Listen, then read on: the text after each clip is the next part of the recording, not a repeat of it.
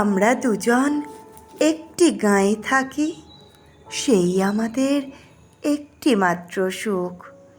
তাদের গাছে গায়ে যে দোয়েল পাখি, তাহার গানে আমার নাচে বুক। তাহার দুটি পালন করা ভেড়া চড়ে বেড়ায় মোদের বটমূলে। যদি ভাঙে আমার ক্ষেতের বেড়া, কোলের পরে নেই তাহারে তুলে। আমাদের এই গ্রামের নামটি খঞ্জনা, আমাদের এই নদীর নামটি অঞ্জনা। আমার নাম তো জানে গাঁয়ের 5 জনে, আমাদের সেই তাহার নামটি রঞ্জনা। দুইটি পাড়ায় বড়ই কাছাকাছি, মাঝে শুধু একটি মাঠের ফাঁক। তাদের বনের অনেক মধুমাছি, মোদের বনে বাঁধে মধুর চাক। তাদের ঘাটে পূজার জবামালা ভেসে আসে মোদের বাঁধা ঘাটে।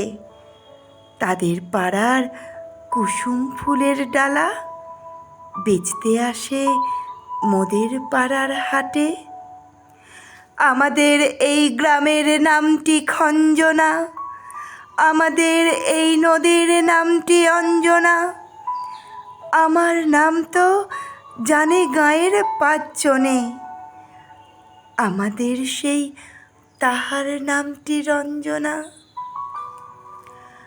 আমাদের এই গ্রামের গলি পড়ে আমের বলে ভরে আমের বন। তাদের খেতে যখন তিসি ধরে, মোদের খেতে তখন ফোটে শন।